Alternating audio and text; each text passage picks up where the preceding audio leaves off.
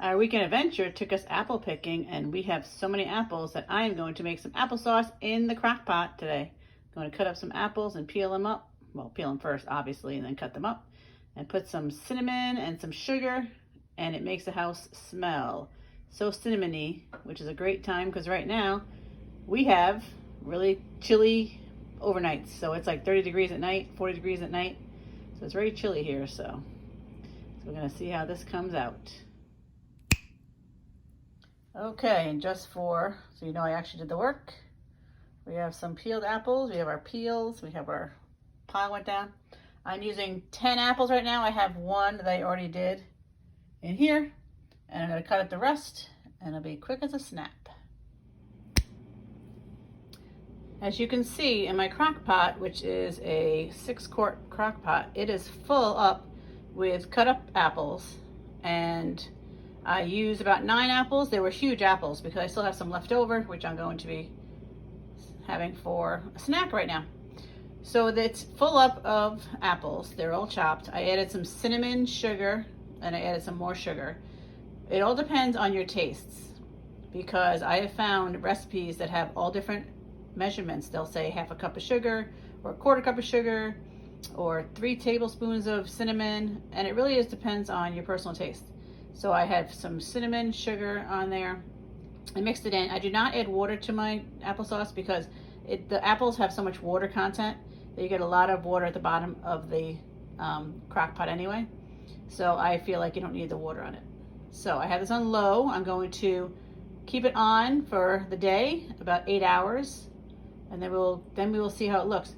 It does boil down, so this is going to be half the size by the time it gets done. It never gets a huge amount, it doesn't yield a huge amount of applesauce. So this is a fun project to do, but you wouldn't do this every day for your average applesauce. That way the jar, buying it in the store, just kind of works out more economical. So, and now we'll see what happens in a few hours. I moved the applesauce into a smaller pan because in the crock pot there was so much liquid. I was taking this and I was just letting it strain out, and there was so much liquid left at the bottom of the pan, the bottom of the crock pot. So I started transferring it into a different container, just letting it go, and then draining it over to here. But I mean, I have a big giant spoon that's just trying to get the last of it up, but it's just coming out, you know, just so much water from the apples.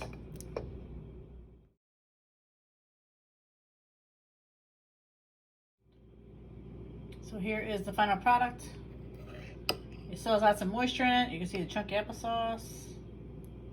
And now for the taste test. So it was 10 big apples. I filled up my whole 6-quart crock pot. And it yielded this bowl and these 2 pint containers. So again, it doesn't give a huge amount if you have a big family and you're trying to feed them with the applesauce. But it's nice to do in the winter time, in the fall. It's nice to do as it gets a little chillier, and it's a nice little project. And it makes the house smell so cinnamony and delicious.